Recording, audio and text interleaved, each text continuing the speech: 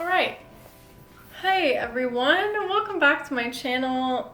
If you're new here, hello, my name is Grace, and generally on my channel we talk about finding intentional ways to live your most intentional and happy life. I've basically been doing a bit of a minimalism series the past couple months, but as I'm slightly winding down from that, because I've done most of the decluttering, I will still be posting minimalism videos, don't worry. But today we're doing a bit of a check-in. So I have my little thingy-majigs here, and I'm just gonna be doing some seed starting while I'm chatting with you in this video. So while I'm doing the seed starting and getting ready for spring, maybe you can grab your journals or put your thinking caps on and figure out how you want to reflect while you watch this video. That sounded really weird and cryptic. It's a check-in, okay? So as I'm sure many of you can relate, I was very optimistic at the beginning of this year, just so ready to take on the world, take on the year. I mean, so far it's been pretty good, but it's definitely kicked me on the butt a couple of times already. I'm gonna see what I can do to get my optimism back on track. We can make it happen, I know we can. So get out your notebooks or whatever, journals, whatever you wrote down your goals in at the beginning of this year, and let's figure out what we're doing right now. So I think the main goal that I made for myself, the whole point of this year for me was to kind of live a more holistic and intentional lifestyle. Instead of seeking out easy pleasures or, doing things that are not necessarily beneficial to my health. Because as some of you may know, if you follow along, I have chronic eczema and, I'm kind of tired of it. So I kind of vowed to myself this year that I would do whatever it took to get rid of it, get it under control. But anyways, the whole holistic health thing kind of tied in hand with minimalism, kind of just letting go of the things that didn't serve me anymore. Essentially, my main goal this year was just to figure out habits that would help me pursue this kind of new holistic lifestyle. So if you're following along in your journals or whatever, let's ask ourselves a question. What habits are you working on? For me personally, I'm working on creating more of a weekly rhythm. I don't want to use the word schedule anymore because sometimes the rigidity stresses me out more than it needs to. Yeah, so creating a weekly rhythm so that I kind of have a toolbox of things that I can do throughout my week that help me set myself up for success. The goal essentially is that my day-to-day or weekly schedule kind of just brings a bit more peace and easygoing vibes to my week and my life. And another one of my main goals is cultivating more slow living practices in my life. So that's essentially breaking my phone addiction, being less resentful of doing my chores and trying to just be present instead of hating my life when I'm doing my laundry and stuff, and just replacing mindless tasks or habits with something that is more thoughtful and intentional, like reading instead of scrolling on my phone, because I have a lot of things that I need to read and I just have not been reading them. Right now I'm kind of just trying to decide what seeds to plant, and I feel like this is a metaphor for what's going on in my life right now, deciding which habits to choose for my life. Okay, so the question that you gotta ask yourself is basically, what habits did I want to include in my life this year? Whether or not those are habits that you had previously decided to create at the beginning of this year, or habits that after you've, done a bit of this year, realized are the ones that are valuable for you and your growth and well-being moving forward. So for me personally, one habit that I wanted to create was I want to meditate every single day and I want to do yoga 2 times a week. And another goal that I wanted was that I wanted to break my phone addiction, as I mentioned. So the next question to ask yourself is, what can I do to make these happen? Via my examples for the meditation yoga, I personally find it difficult to make these kinds of things happen if I don't set myself up for success with them. So creating the path of least resistance, the least amount of friction that could possibly exist needs to exist for me to get some of these things done, because if I have to think about it or add any extra steps to what is already there, I just don't do it. I think I've done like 2 meditations since the year started, and it is nearing the end of March. And that's just how it's gone, because I haven't set myself up for a meditation practice. I said that I was going to make a playlist. I never did. I also think that I could adjust my goal. The biggest thing that you can do to set yourself up for success in general, when you're asking yourself, what can I do to make my habits a reality, is adjusting, because you're not always going to have the same amount of energy that you did at the beginning of the year throughout the entire year. So for me, based on the way that my year has gone and the way that I know that it's going to go, I'm going to be adjusting my daily meditation goal. For instead of doing like a whole meditation thing, I'm just going to do a couple of breaths.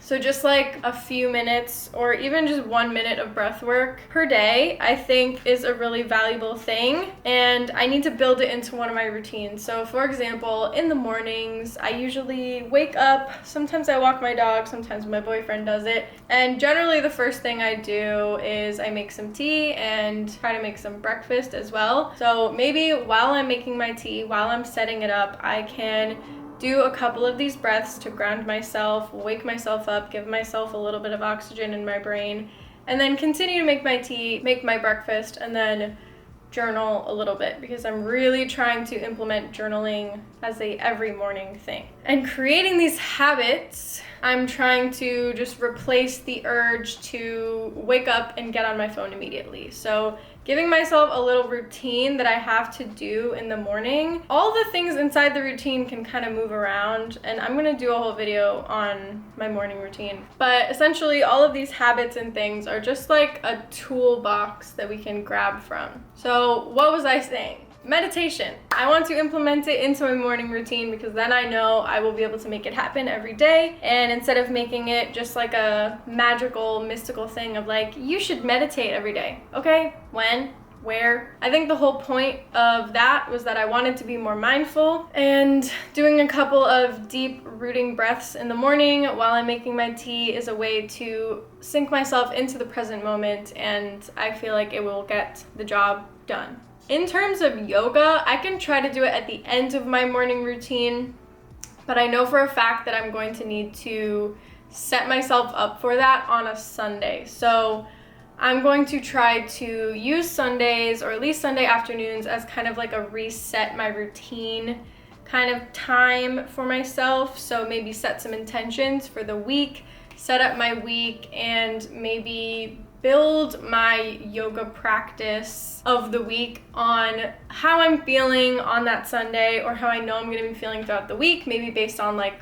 what phase of my cycle I'm in or whatever. As a person who menstruates, I feel like it's very important to be kind of in tune with your cycle, because when you're menstruating, you don't have as much energy. Obviously, you're not going to want to do like full hot power yoga during like the peak of when your hormones and energy are like totally out of whack. But anyways, that's a side note.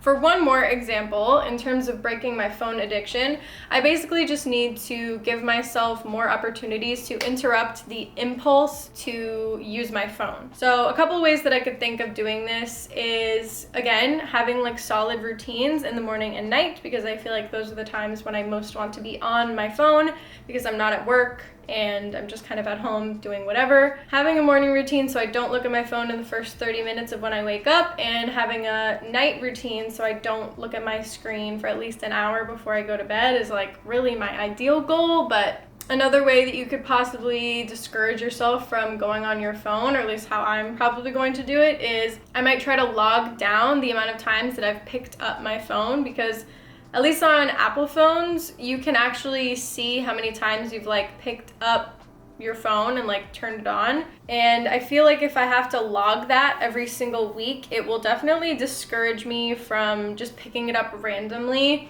because my incessant need for having a like better score, which is something that has been ingrained into me by my upbringing and where I, grew up and went to school and stuff. My need to have a better score or whatever, a lower score, more desirable, outcome, might possibly override my desire to like get a hit of dopamine from looking at my phone and kind of searching for something to do on it. Also, having a book nearby or a journal, so instead of wanting to pick up my phone, just trying to journal instead. Maybe changing my background on my phone, like the lock screen, to what do you need? Like, what do you actually need right now? Do you need dopamine? Do you need to check your email? Do you need to respond to something? All of these questions could be prompted by what do you need? So maybe I'll change my background to that, my lock screen, so that I'm a bit more intentional about my phone usage, and I feel like that might be helpful. If you found this check-in helpful and you kind of liked these videos of checking in on your goals, redirecting, pivoting, figuring out how to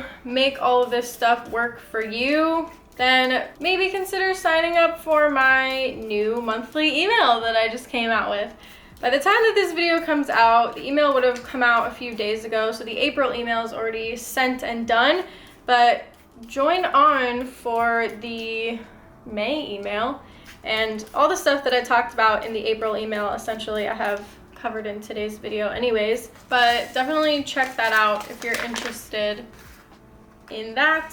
Before I leave you, I will give you a couple of journal prompts. So for the month of April, I was thinking that the theme is kind of wholeness because, spring is coming. As you can see, I'm kind of sowing the seeds of spring at the moment. And it's kind of like nature's new year. So setting yourself up for success for the rest of the year is kind of like the way to go, but you can only do that if you're really feeling kind of whole with yourself, because you can't really operate from a place of undernourishment and you can't grow and bloom if you are feeling overwhelmed or whatever. So the theme of April, as I have written in my little email, is going to be wholeness, and the journal prompts that I have created for this month are as follows. So if you're interested in writing these down and reflecting on them or journaling about them later, then feel free to do that. The first prompt that I have for April is, what is one thing that I did this month that made me feel whole? The next question would be, how can I bring that feeling into this month? And the last question that you want to ask yourself is, what ritual or rituals can I implement that will help me achieve this? For me, that looks like setting up my week on a Sunday and setting intentions for the week that I can match my yoga practice to, and also being really diligent about setting up my morning and night routines so that I can break my phone addiction and focus more on slow living. At the end of the day, pivoting and adjusting as you go is the only realistic way that you can keep yourself on track without shaming yourself into doing all the things that you should be doing. Should is a shameful word. It really is. So be kind to yourself. Realize that your energy levels and life change as you go through it. So creating a rigid structure is something that can either empower you or really, really defeat you and bring you a lot of shame and guilt. I know for me, it just makes me feel like I'm not achieving all the things that I should be achieving, and I get really down on myself. So these quarterly meetings are something that I really cherish doing here on YouTube, in hopes that they will help someone else kind of give themselves a little bit more grace, for lack of a better term, and remind them that their dreams and goals are worth achieving, even if it just takes them a little bit longer or a couple of pivots or adjustments to get there. For me, I've noticed that doing it monthly is even better because I get really sidetracked. As you can see, I totally stopped doing the seeds halfway through the video basically, and then was like, oh wait, what am I doing there's soil in front of me. Sometimes that happens.